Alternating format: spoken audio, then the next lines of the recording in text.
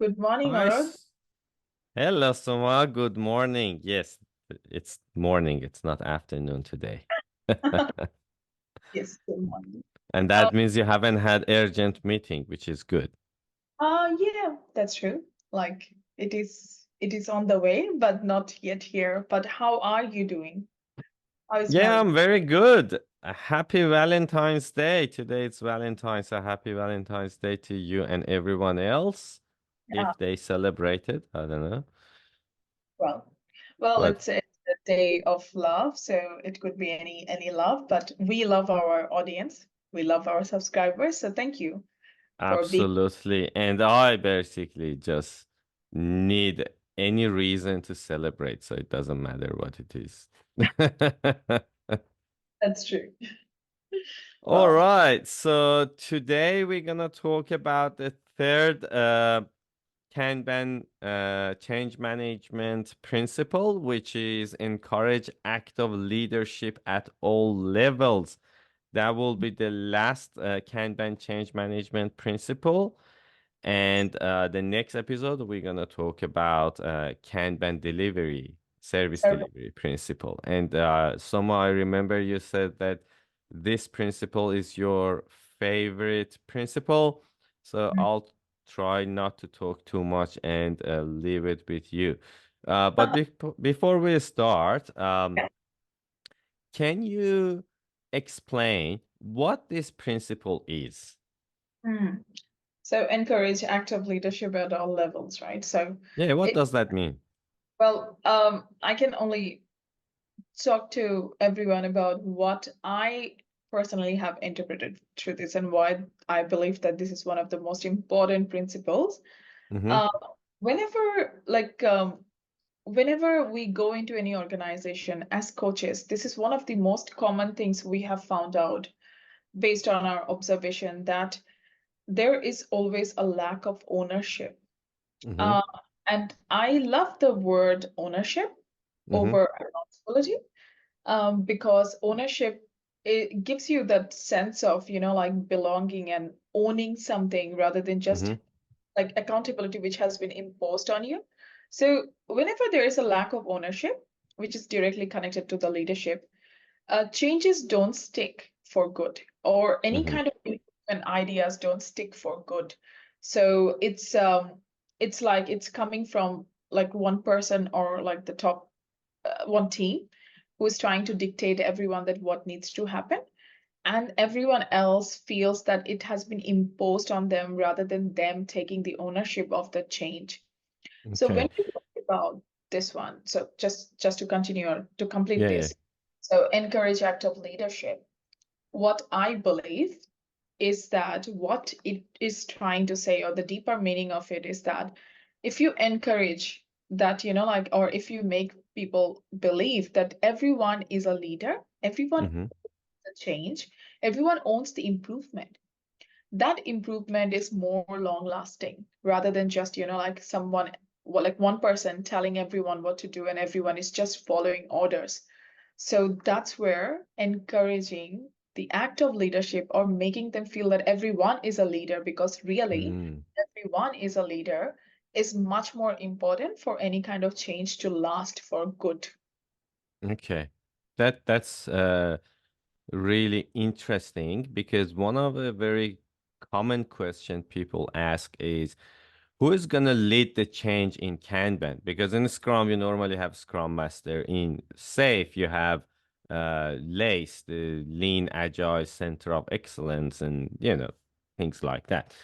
And people ask, okay, who's gonna lead the change? So basically, this principle means that anyone should be the leader and lead the change. So the lead can come from anyone in a team or organization, and that helps people to own the change because the change come from themselves. It's not something that come from someone else outside of the team as a consultant or coach or contractor or whatever. So people who basically will be impacted will lead the change. Is that the right interpretation of this Yeah. principle? It could be, yes, it is. And other thing that I feel is that the three principles in change management in Kanban are actually connected. Mm-hmm. If you if I take a step back and try to connect it back to this one, especially, you start with where you are now, understand the current processes, the current roles and responsibilities, and understand the current pain point. So that was our first one. The Mm-hmm. second one was that you agree with Mm-hmm. everyone that you are agreeing that you will make small incremental improvements through evolutionary change. That Mm-hmm. means plan together, or you'll agree to conduct experiments to see that, okay, which way you need to go and what need to happen. Mm-hmm. Now, when you are going through all those two steps, it makes sense when you are making everyone to own the change and making everyone the leader, because Mm. that's where the encourage act of leadership at all level comes from. Because let's say you are a program manager and Yep. you have six teams in your program, and one of the common problems that you have seen, or the current pain point that you have seen, is that dependency management is a huge pain point whenever Mm-hmm. it comes to them for any kind of like quarterly planning or any big Yep. planning. So forget about them, practicing Kanban. They might be doing something else. Yep. Now, as a program manager, this has come up in your quarterly retro with all the teams, and you have the data to support that. So now everyone also agrees with you that yes, dependency management is one of our top pain point. We need to work on it. Mm-hmm. Now, now that's where the second point is hitting, right? So first point was the retro, second point was like everyone is agreeing to that, yes, this is our pain point. Now you all have decided that there are a few things you want to do, like you have to want to have a service delivery review or Sure. teams kind of thing, to understand better about any initiative, that how teams are working, how they are tracking, how are they progressing, and you want to implement all those kind of cadences in your Mm. current. So if you are the only person who is responsible for this, and there are six teams, so there are like more than 100 people, like let's say, like around 100 people in your Yeah. program, it is not possible for you to take care of everything and do your, the day-to-day normal responsibility. That's How right. it would be easier if all the six teams agrees that this is where we need to focus, this is the improvement we want to make in the next 3 months, Mm-hmm. let's try this, and they take responsibility of conducting the new cadence, the service delivery review, or a team Sure. of to manage their dependency better, gather data, gather insight, bring them into a monthly kind of forum where you talk about, okay, what needs to happen. Yeah. That is more doable. And everyone has a say in that. They have got a voice, but at the same time, they also have the ownership of that improvement or the change. Yeah. So one person is not telling everyone what to do. Rather, what you are doing as a leader is that encourage them to be leaders Mm-hmm. in this space. So when you think about it, that makes it so easy. Sure. So, I actually wanted to ask you to share your experience and how this principle help you to introduce a change or help you to coach the team to understand the problem and come with a solution, which I think you already kind of explained it. As an agile coach, because you mentioned as an agile coach and you working as an agile coach, um, how do you think we can encourage people to lead the change? Because it's quite common that people not quite willing to even come with a solution or suggest any sort of change. Most people just wait until someone come and say, okay, do this, and then they start resisting, right? So as an agile coach or any coach, organizational coach, how do you think we can encourage people to lead the change? Well, it's I'm just going to go back again. A simple question for everyone who is listening to this episode. When we talk about quality inbuilt quality, whose responsibility it is? Again, another question would be when we talk about risk, organizational risk, or project risk, product risk, whose responsibility it is to highlight that? If anyone is thinking or saying that, okay, it's everyone's responsibility. So Yeah. the same things goes with change. Mm-hmm. Whenever we all come together and co-design the change, that's Mm-hmm. where it becomes everyone's responsibility to, like execute it or like embed it. So that's one thing that I have seen as a coach. We sometimes it is really difficult because like we can see so many gaps when we go into a system because Mm-hmm. we are standing from outside. We are seeing a lot many things, just not just the system. We are seeing the other systems and how it interconnects and how it impacts each other. So I can give you like an example. So um, a problem came to me like Mm-hmm.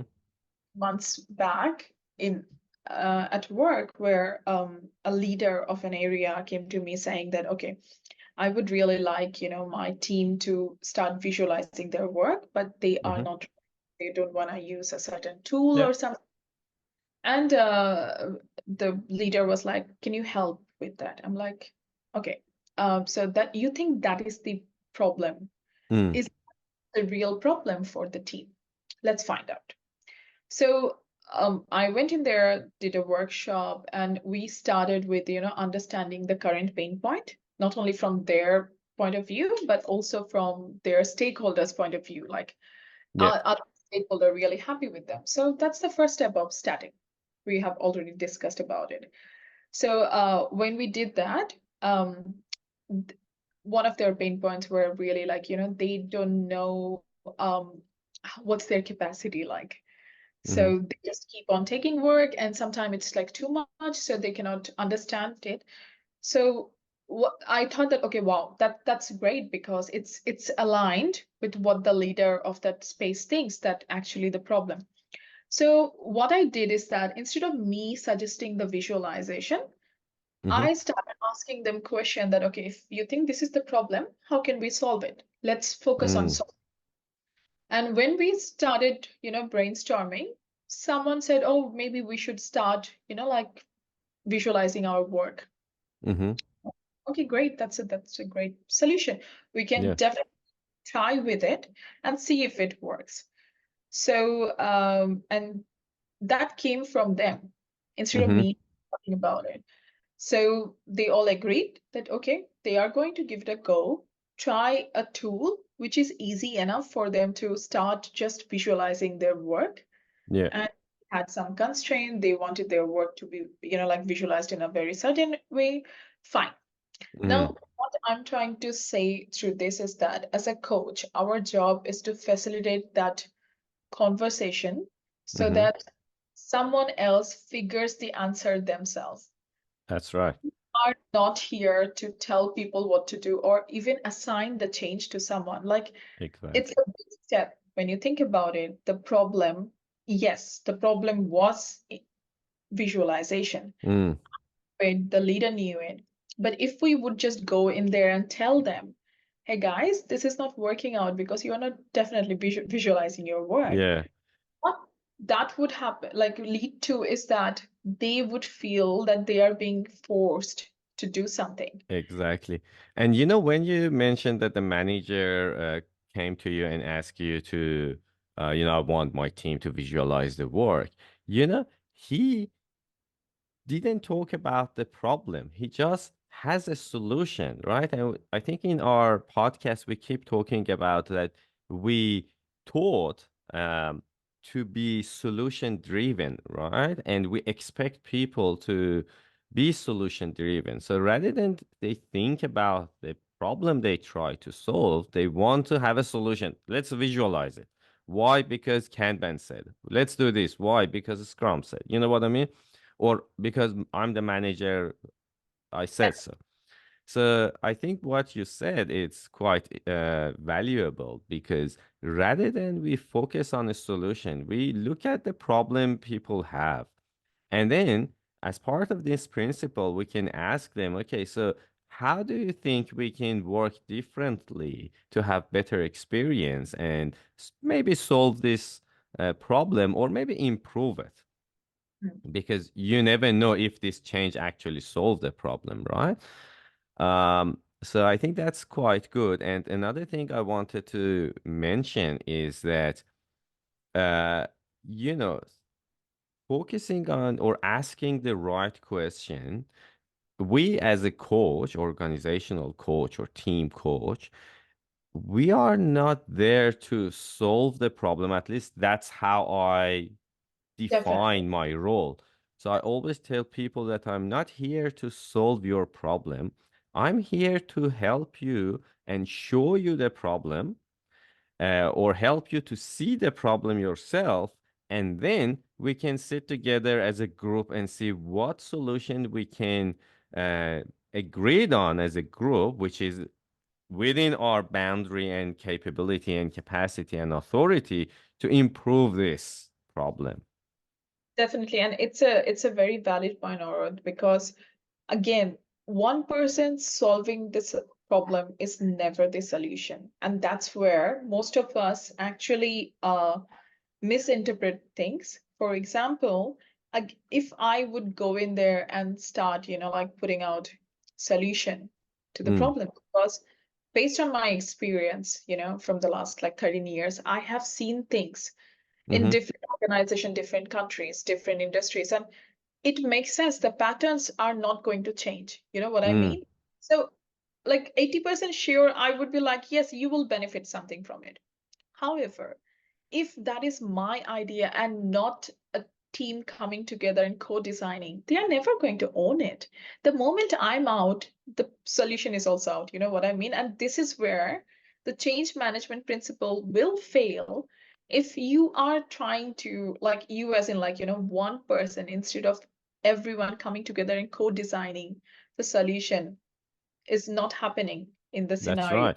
And another thing, to add to what you said, is that, if the solution come from someone outside of the team, it doesn't necessarily can solve the team's problem, right? So the people who actually have the problem, they are the best people who can come with a solution because they know the problem.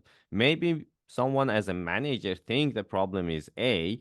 However, those people who actually doing the work, they think that the problem is not this. The problem might be something else. You know what I mean? All the No, solution that's created. yeah. Yeah, no, really good, really good. All right. So I think it's a good time to kind of review what we discussed in last three episodes, which we talk about three Kanban method change management principles, which basically all these three principle help us to introduce a change. The first one was start with what you do now, Yes. with the respect with people's role, responsibility, and anything that they already built. So we start with what we already have. The second one was that we as a group agreed on a change, Yeah. and frequently review the change and refine the change. And the last one, which today we talk about, was that in Kanban method, we encourage everyone to lead the change and come with a solution rather than we say, okay, there is one role responsible of introducing all the change and tracking all the change. We want everyone to lead that change, which, as you mentioned, Soma, it helps people to own the change, and when they own it they try to commit to that change and try to uh, make it better. All right, is there anything else, Sama, you want to add to our last episode Yeah. of Kanban change management Uh, principles? I think just that, again, reiterating that, the ownership of change or improvement belongs to everyone, Mm-hmm. everyone that is part of the system. So it is not only for people who are sitting at a hierarchy. It doesn't work that way. And it's really, really important for everyone to remember that and also, like understand why it is important. So yep, that's it. And everything else that Orod said and how it is connected, all the three principles of change management, it's very important that everything is connected. So yep, that's all. All right, lovely. So in next episode, we're gonna focus on a Kanban method service delivery principles. So there are three other principles, and next week we're gonna talk about the first principle of Kanban service delivery. Thanks everyone for listening and watching us. Please subscribe to our YouTube channel. We upload the um, vidcast every week on our YouTube channel as well. And also every now and then we have more interactive session and share our screen and we talk on the screen. So that will be helpful, and make sure to subscribe so you don't miss any episode. Thanks everyone, and thanks Soma. Thank you, everyone. And thank you, Orod. Have a great day.